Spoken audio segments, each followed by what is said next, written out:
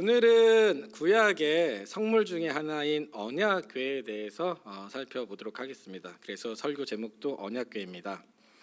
언약궤는 성막 안에 있는 성물 중에 가장 중요한 성물로 법궤라고 불리기도 하고 증거궤라고 불리기도 합니다. 언약궤가 중요한 이유는 일단 성막 안에 있는 성물 중에 유일하게 지성소 안에 위치해 있고, 지성소가 무엇인지는 다들 알고 계시죠? 네, 혹시나 해서 제가 좀 그림을 준비했는데 한번 띄워주시겠습니까? 이게 성막인데 여기 보면은 성막 안에 성소가 있습니다. 네, 성소 안에 있는 성물들에 대해서는 우리가 지난 시간까지 살펴보았고요. 이 성소 안에 지성소라는 공간이 있습니다. 이 지성소는 성막 중에서 가장 중요한 공간입니다. 바로 이 지성소 안에 오늘 우리가 살펴보려고 하는 언약궤가 있고, 그 언약궤 안에 십계명이 새겨진 돌판이 들어 있습니다. 그만큼 언약궤는 중요합니다. 이제 그림 내려주셔도 됩니다. 또 성경을 보면 이 언약궤의 중요성을 강조하는 구절들이 참으로 많습니다. 가령 사무엘상 4장을 보면 이스라엘이 블레셋과의 전쟁에서 승리하기 위해서 전장에 이 언약궤를 가지고 나가는 장면이라던가, 아니면 다윗이 자신의 성 안에 이 언약궤가 들어왔을 때 그가 얼마나 기뻐하였는지를 보면 성경에서 언약궤가 얼마나 중요한 성물로 다루어지고 있는지를 알 수가 있습니다. 그럼 언약궤란 무엇입니까? 언약궤는 일종의 상자입니다. 그러니까 위쪽에 열려 있는 사각형 모양의 상자입니다. 어떤 물건을 보관할 때, 담을 때 쓰는 궤, 상자, 그래서 언약궤라고 합니다. 언약의 말씀이 담겨져 있는 상자라고 해서 언약궤라고 말을 합니다. 그럼 언약궤의 크기는 어떻게 됩니까? 오늘 부분 10절을 보니까 이렇게 이야기합니다. 우리 10절을 한번 같이 읽어보겠습니다. 시작. 그들은 높이는 한 규빗 반이 되게 하고, 지금 성경에 보니까 언약궤의 길이는 어떻게 된다고 말하고 있습니까? 2규빗 반, 너비는 1규빗 반, 높이는 1규빗 반으로 되어 있습니다. 이 1규빗은 이 성인의 손가락 끝부터 팔끝까지의 길이로 대략 45에서 50cm 정도 됩니다. 그래서 이 언약궤의 크기를 우리가 이해하기 쉬운 센티미터로 환산을 하면 대략 길이는 약 125cm, 너비는 75cm, 높이는 75cm 정도라고 할 수 있습니다. 그럼 이 언약궤의 재료는 무엇입니까? 10절을 다시 보면 언약궤의 재료가 무엇입니까? 조각목입니다. 조각목이라고 하니까 무슨 나무 조각을 이렇게 붙여서 언약궤를 만들었을까라고 생각할 수 있는데 그렇지 않습니다. 지난번에 말씀드린 대로 이때 조각목은 아카시아 나무의 일종입니다. 언약궤는 그 조각목 표면에 순금을 얇게 입히게 됩니다. 그리고 이 언약궤는 양면에 4개의 금고리가 있어서 그 금고리 사이로 금으로 씌운 조각목체가 꼽혀져 있습니다. 이렇게 말로만 설명을 드리면 이제 언약궤의 이 모양이 머릿속에 잘 그려지지 않을 텐데, 그래서 그림을 준비했습니다. 한번 띄워주시겠습니까? 네, 이게 바로 언약궤입니다. 그림을 보니까 좀 더 이해가 편하시죠? 네, 여기 길이는 125cm, 넓이는 75, 높이는 75cm입니다. 조각목으로 만들었지만 순금을 얇게 입혔습니다. 그리고 양쪽에 2개씩 금고리가 있어서 조각목, 금으로 입힌 조각목체가 꼽혀져 있습니다. 이게 바로 언약궤입니다. 이제 그림을 내려주셔도 됩니다. 이 언약궤가 중요한 이유 중에 하나는 앞서 말씀드린 대로 십계명이 새겨진 돌판이 여기에 보관되어 있기 때문입니다. 이것은 당시 고대 근동에서 중요한 계약서 같은 문서를 중요한 장소, 신성한 장소에 보관하는 풍습과 관련이 있습니다. 당시에는 중요한 물건, 중요한 어떤 계약서 이런 것들을 신성한 장소, 신성한 그 중요한 장소에 보관을 했습니다. 하나님께서는 당시에 이런 풍습을 이용하셔서 하나님과 이스라엘이 맺은 그 언약이 얼마나 중요한지를 일깨워주고 싶으셨습니다. 그런데 제가 지금 방금 보여드렸던 그 언약궤 그림을 보시면서 혹시 이상한 점을 발견하신 분들이 계십니까? 그림을 다시 한번 띄워주시겠습니까? 여기 보면 제가 언약궤라고 하지 않고 속죄소라고 쓴 것을 볼 수가 있습니다. 사실 언약궤라고 해도 되는데 제가 속죄소를 설명하기 위해서 일부러 속죄소라고 썼습니다. 이 속죄소라는 단어를 많이 들어보셨을 텐데 그럼 속죄소는 무엇입니까? 방금 다시 한번 그림을 띄워줄까요? 그림에서 보는 것처럼 언약궤를 덮을 때 쓰는 일종의 뚜껑입니다. 그러니까 저희 그림 보시면 밑에 네모난 박스가 있으시죠? 사각형 모양. 그게 언약궤이고 그 위에 천사같이 생긴 그 그룹으로 생긴 그 모양이 바로 속죄소입니다. 그러니까 언약궤 안에는 십계명이 새겨져 있는 돌판이 담겨져 있는데 그 언약궤를 덮을 때 쓰는 뚜껑이 바로 속죄소입니다. 이 속죄소의 크기는 17절에 기록되어 있듯이 어떻게 되어 있습니까? 우리 17절을 한번 같이 읽어보겠습니다. 시작.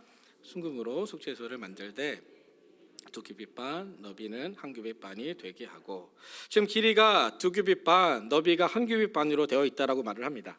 사실 이것은 잠깐만 생각해봐도 이해가 금방 알 수가 있습니다.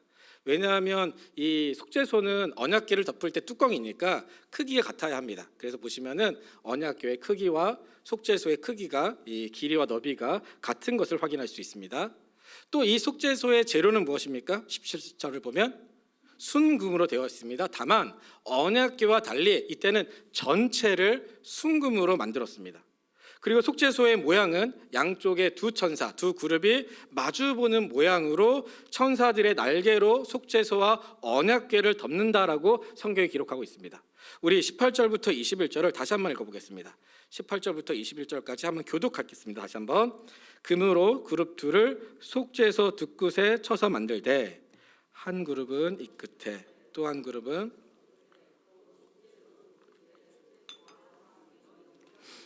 그룹들은 그 날개를 높이 펴서 그 날개로 속죄소를 덮으며 그 얼굴을 서로 대하여 속죄소를 향하게 하고 속죄소를 궤 위에 얹고 내가 내게 줄 증거판을 궤 속에 넣으라. 지금 성경에 보는 것처럼 속죄소는 금으로 속죄소를 만들 때 한 그룹은 천사를 말하는 것입니다. 한 그룹은 이 끝에 또 다른 그룹은 저 끝에 두고 그룹을 속죄소와 한 덩이로 만들고 그 그룹들의 얼굴은 속죄소를 향하게 하고 그 날개로 속죄소와 언약궤를 덮는다라고 표현하고 있습니다. 말이 어려우시면 그림을 다시 보시면 됩니다. 한번 띄워주시겠습니까?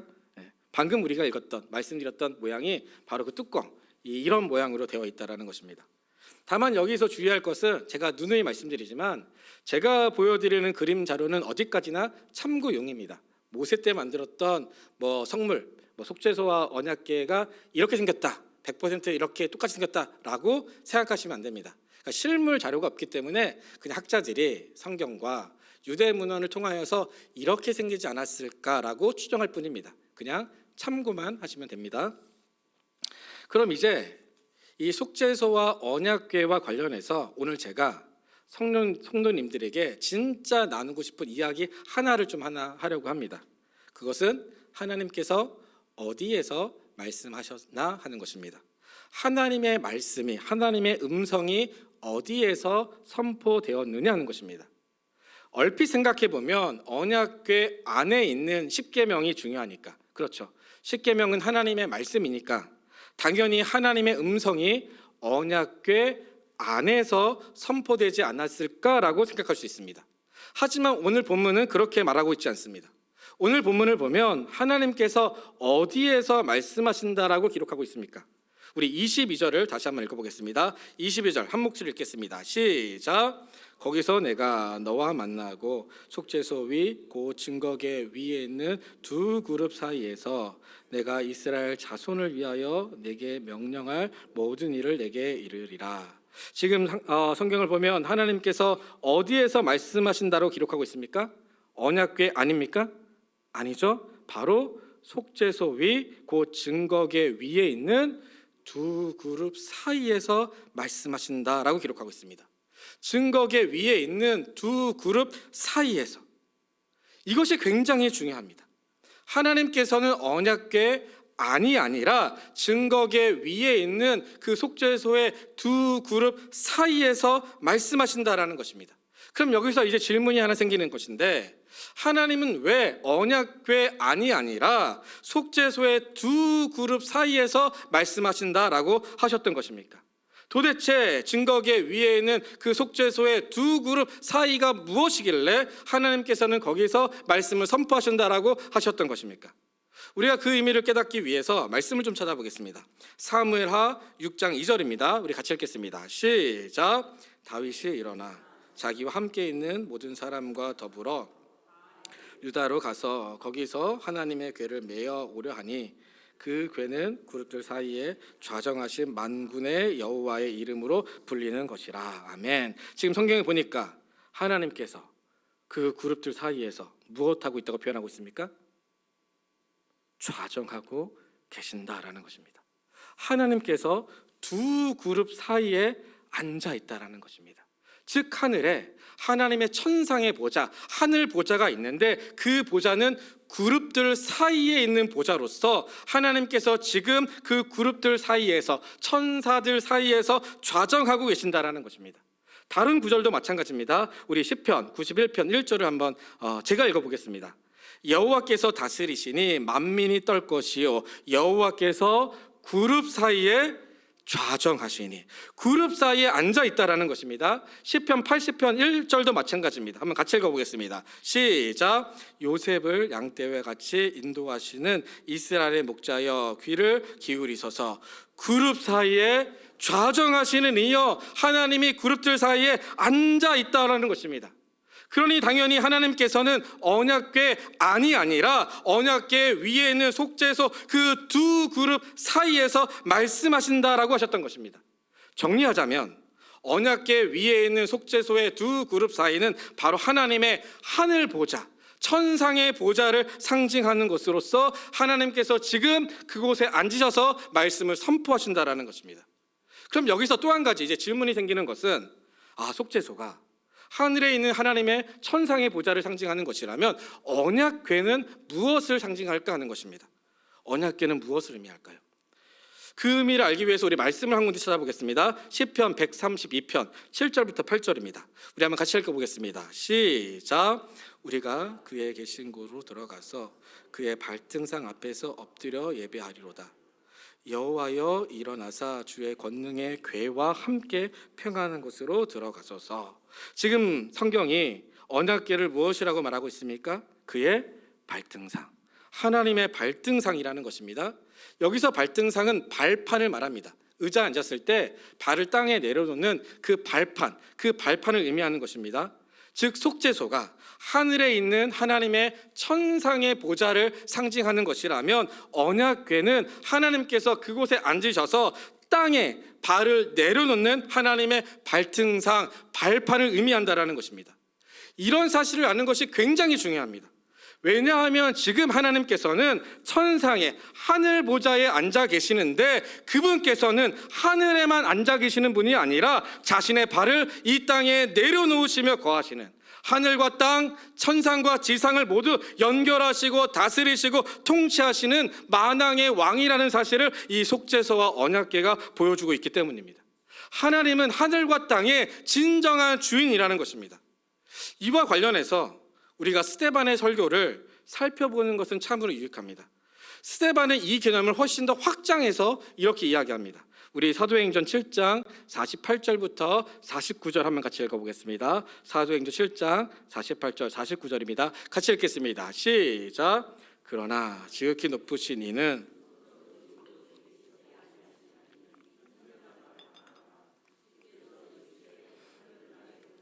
땅은 나의 발등상이니 너희가 나를 위하여 무슨 집을 짓겠으며 나의 안식할 초사가 어디에 있느냐. 아멘.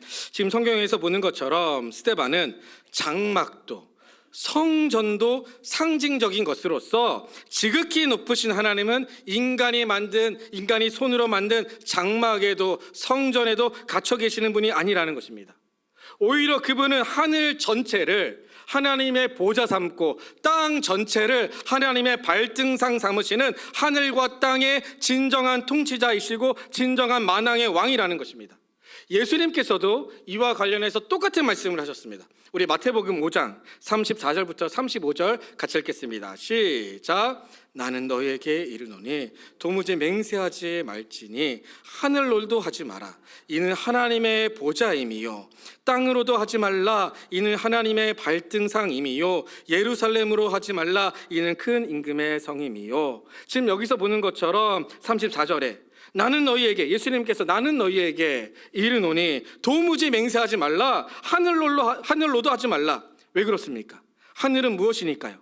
하늘은 하나님의 보좌라는 것입니다. 하늘은 하나님의 천상의 하나님의 보좌라는 거죠. 그리고 땅으로도 맹세하지 말라라는 것입니다. 왜 그렇습니까? 35절에 보면은 땅은 무엇이니까요? 땅은 하나님의 발등상이라는 것입니다. 그래서 정리하면 속죄소와 언약궤가 보여주는 것은 하늘 보좌에 앉아 계시는 하나님은 하늘뿐만 아니라 이 온 땅을 다스리고 이 온 만물을 다스리고 통치하시고 운행하시고 주관하시는 진정한 창조주이시고 주인이시고 통치자이시고 만왕의 왕이라는 것입니다. 그리고 여기서 참고로 여기서 우리가 고대 근동의 문화와 이 속죄소와 언약궤가 상징하는 보좌와 그룹들을 비교해서 보는 것이 참으로 유익합니다.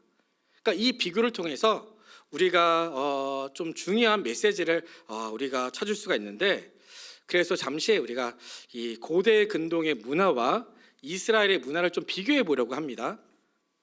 사실 왕의 보좌와 그 옆에 그룹을 두는 것, 보좌와 그룹을 두는 것은 이스라엘만의 유일한 문화는 아니었습니다.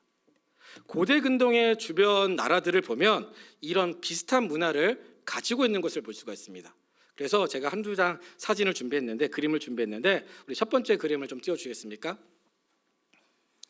이 그림은 이집트 파라오의 가마행차라는 그림입니다. 그러니까 이집트, 애굽, 파라오, 바로죠. 바로 왕의 가마행차라는 그림입니다. 여기 보면 이제 파라오의 보좌가 있습니다. 가운데 보이시죠? 파라오의 보좌, 그러니까 파라오가 거기에 앉아 있고요. 그 옆에 동물과 비슷하게 생긴 수호신들이 있는 것을 볼 수가 있습니다. 수호신들이, 그러니까 마치 하나님의 보좌와 그룹들을 연상케 합니다. 또 하나의 그림을 좀 띄워주겠습니까? 이 그림은 묵깃도 왕의 보좌라는 그림입니다. 묵깃도 왕의 보좌. 여기 보면은 이제 왕의 보좌가 있죠. 그리고 그 왕이 앉아 있습니다. 그 옆에 보면 동물과 비슷하게 생긴 수호신들이 있습니다. 좀 찾으셨나요? 예, 수호신들이 있습니다. 지금 이 그림에서, 이 그림들에서 보는 것처럼 이스라엘뿐만 아니라 고대 근동의 주변 나라들 역시 왕의 보좌와 그리고 그 보좌 옆에 그룹들을 상징하는 수호신들이 있는 것을 볼 수가 있습니다. 이제 그림을 내려주셔도 됩니다. 그런데 여기서 흥미로운 점이 있는데, 이스라엘의 보좌와 이 고대 근동의 다른 주변 나라들의 보좌와 큰 차이점이 있습니다. 혹시 발견하신 분 계신가요? 우리 하나님의 보좌를 다시 한번 보도록 하겠습니다. 우리 속죄소 그림을 다시 한번 띄워주겠습니까? 네, 속죄소. 지금 이 속죄소를 보면은 이제 이게 하나님의 보좌죠. 이 보면 이 두 그룹, 두 천사 사이에 무엇이 있습니까? 아무것도 없습니다. 그냥 그룹들만 있고 그 그룹들 사이에 아무것도 없습니다. 그런데 다른 나라들을 한번 보도록 하겠습니다. 다시 한번 그림을 띄워주겠습니까? 이 파라오의 가마행차 그림이라던가 아니면 묵깃도 왕의 보좌라는 그림에 보면은 이 보좌 위에 누가 앉아 있습니까? 바로 인간 왕들이 앉아 있습니다. 이것이 굉장히 중요한 차이점입니다. 하나님께서는 고대 근동의 문화를 사용하시지만 그들과 차별점을 둠으로써 거기에 굉장히 중요한 메시지를 선포하고 있는 것입니다. 즉 하나님께서는 인간 왕들과 같지 않다라는 것입니다. 하나님께서는 인간이 만들 수 있는 그런 존재가 아니라는 것입니다. 하나님은 형상화할 수 없는 분으로 인간이 만든 그 보좌에 갇혀 계시는 분이 아니라는 것입니다. 즉 하나님은 시의 공간을 초월하신 하나님으로서 스데반의 설교와 같이 하늘 전체를 하나님의 보좌 삼고 땅 전체를 하나님의 발등상 삼으시는 하늘과 땅을 연결하는 진정한 만왕의 왕, 진정한 주인, 진정한 통치자라는 것입니다. 그러니 속죄소와 언약궤가 보여주는 것이 하나님은 인간과 같지 않아서 인간이 만든 그 형상과 형상에 가둘 수 없는 분으로 그분은 전능하시고 무한하시고 영원하신 온 세상을 다스리시고 통치하시는 진정한 하늘과 땅의 주인이라는 것입니다. 이것이 바로 언약궤와 속죄소가 보여주는 메시지입니다. 우리는 이런 사실을 통하여서 중요한 교훈을 깨닫게 됩니다. 역사적으로 보면 하나님께서 이 세상을 창조하셨지만 이 세상 역사에는 아무런 관여도 아무런 상관도 하지 않는다라고 주장하는 사람들이 있습니다. 그런 사람을 가리켜서 이실론주의자, 이실론자라고 이야기를 합니다. 그들은 하나님께서 이 세상을 창조하셨지만 이 세상 역사에는 손을 떼시고 그저 흘러가는 대로 내버려 두셨다고 그렇게 주장을 합니다. 그런데 오늘 우리가 말씀을 통하여서 살펴보았던 것처럼 하나님은 그렇지 않다라는 것입니다. 하늘과 땅의 진정한 주인이신 하나님께서는 이 세상을 창조하셨을 뿐만 아니라 자신의 섭리와 은혜대로 이 세상을 다스리시고 통치하여 주신다라는 것입니다. 하나님은 절대로 이 세상이 자기 멋대로 흘러가도록 내버려 두시는 분이 아니십니다. 하나님은 절대로 우리 인생에 무관심하거나 무책임하신 분이 아니십니다. 성경을 보면 이 언약궤와 속죄소뿐만 아니라 하나님이 우리와 깊이 사귀길 원하시고 우리의 삶에 깊이 관여하길 원하시고 우리를 돌보길 원하신다라는 것을 아주 상징적으로 잘 보여주는 사건이 있습니다. 그것이 무엇입니까? 바로 예수 그리스도의 성육신 사건입니다. 초월자 되시는 그 하나님께서 인간의 몸을 입고 이 세상에, 이 내재의 세상에 찾아오신 것입니다. 죄로 고통받고 있는 인간과 이 세상을 구원하시기 위해 우리를 죄와 사망에서 건져주시기 위해 하나님께서 친히 인간이 되셔서 이 땅에 찾아오셨다라는 것입니다. 하나님께서는 우리를 고아처럼 무책임하게 홀로 두지 않으십니다. 하나님은 우리와 깊이 사귀길 원하시고 우리와 동행하길 원하시고 우리를 돕고 위로하시고 우리 안에 거하기를 원하십니다. 그렇기 때문에 우리는 고난의 자리에서도 고통의 자리에서도 다시 일어설 수 있는 것입니다. 지난번에 소그룹 모임에서 어떤 분이 그런 말씀을 하시더라고요. 제가 이제 예수님을 믿고 얻은 유익이 무엇입니까? 라고 물었더니, 그러니까 예수님 믿고 뭐가 좋아졌습니까? 라고 물었더니 그분이 하시는 말씀이 고통과 슬픔 속에서도 기뻐하고 감사하고 다시 힘과 용기를 낼 수 있는 것입니다 라고 답변하셨습니다. 고통과 슬픔의 상황 속에서도 기뻐하고 감사하고 다시 용기와 힘을 낼 수 있는 것이 예수님을 믿은 유익이라고 말씀하셨습니다. 제가 그 얘기를 듣는데 목사보다 낫다, 저보다 낫다라는 생각이 들었습니다. 그런데 어찌 그분만 그러시겠습니까? 예수님을 믿었다라는 것은 어떠한 상황 속에서도 감사하고 기뻐하고 평안을 누릴 수 있는 삶을 얻었다라는 것입니다. 왜 그렇습니까? 바로 하늘과 땅의 주인이신 하나님께서 지금도 주의 백성들을 지키고 보호하고 선하게 인도하고 계시기 때문입니다. 그런 의미에서 마지막으로 우리 한 가지만 짧게 더 이야기하고 설교를 마치도록 하겠습니다. 오늘 우리가 살펴보고 있는 이 속죄소와 언약궤를 보면 성경에 하나님과 관련해서 굉장히 흥미로운 표현을 자주 사용하는 것을 볼 수가 있습니다. 다시 말해 이 속죄소와 언약궤가 등장할 때마다 하나님은 자신을 이렇게 소개하는 모습이 많다라는 것입니다. 우리 말씀을 한 군데 찾아보겠습니다. 사무엘하 6장 2절의 말씀입니다. 우리 다시 한번 같이 읽어보겠습니다. 시작. 다윗이 일어나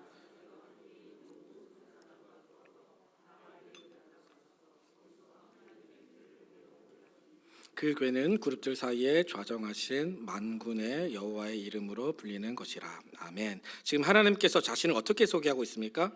그룹들 사이에 좌정하신 만군의 여호와. 하나님은 그룹들 사이에 계시는 여호와인데 자신을 근데 만군의 여호와라고 말하고 있는 것입니다. 성경을 보면 이 속죄소와 언약궤가 나올 때마다 하나님 자신을 만군의 여호와로 소개하는 장면이 참으로 많습니다. 그렇다면 왜 하나님은 자신을 만군의 여호와라고 소개했던 것입니까?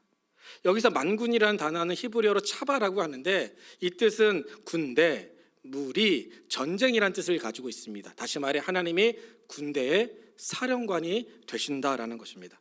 이 말인즉슨 하늘 보좌에 앉아 계시는 그 하나님께서는 그저 앉아만 계시는 분이 아니라 이 땅에 찾아오셔서 이 세상의 역사를 주관하시고 다스리시고, 특별히 주의 백성들이 고통 가운데 신음하고 괴로워할 때 친히 일하고 싸우시는 군대의 사령관이 되신다라는 것입니다.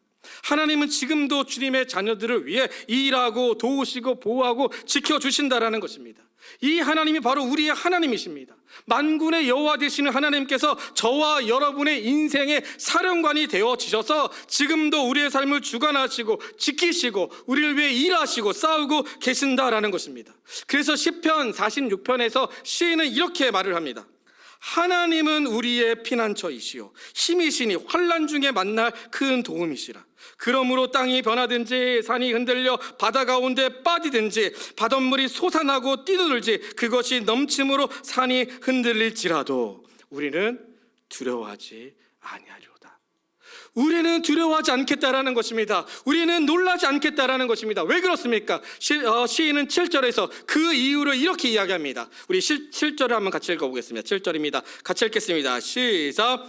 만군의 여호와께서 우리와 함께 하시니 야곱의 하나님은 우리의 피난처시로다. 아멘. 하나님이 바로 만군의 여호와이시기 때문에, 그분이 우리와 함께 하시기 때문에 우리가 더 이상 두려워할 필요가 없다라는 것입니다. 그러면서 시인은 10절과 11절에서 이렇게 선포합니다. 우리 10절 11절도 다시 한번 같이 읽어보겠습니다. 시작. 이르시기를 너희는 가만히 있어 내가 하나님됨을 알지어다. 내가 문나라 중에서 높임을 받으리라. 내가 세계 중에서 높임을 받으리라 하시는도다.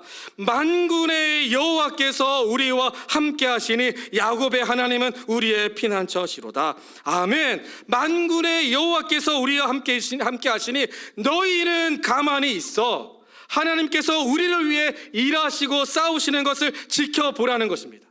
하나님은 단지 높은 곳에 앉으셔서 이 낮은 곳을 바라보시는 그 관망의 통치자가 아니라 우리의 삶에 찾아오셔서 우리의 삶을 적극적으로 돕고 일하고 계시는 돌봄의 통치자가 되신다라는 것입니다. 사랑하는 성도 여러분, 말씀을 맺도록 하겠습니다. 우리 가운데 여전히 고난 가운데 있는 분들이 계십니까?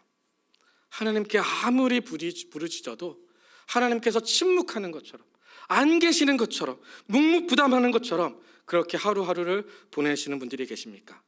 그렇다면 오늘 본문에 이 속죄서와 언약궤가 우리에게 들려주는 만군의 여호와 되시는 그 하나님, 하늘 전체를 하나님의 보좌 삼고 땅 전체를 하나님의 발등상 삼으시는, 하늘과 땅의 진정한 통치자 되시고 주인 되시는 그 하나님을 믿음으로 바라봄으로써 어렵고 힘든 그런 상황 속에서도 다시 한번 믿음 가운데 한 걸음 한 걸음 뚜벅뚜벅 걸어가는 저 여러분, 우리 예수비전교회 모든 성도님들이 되기를 진심으로 소망합니다.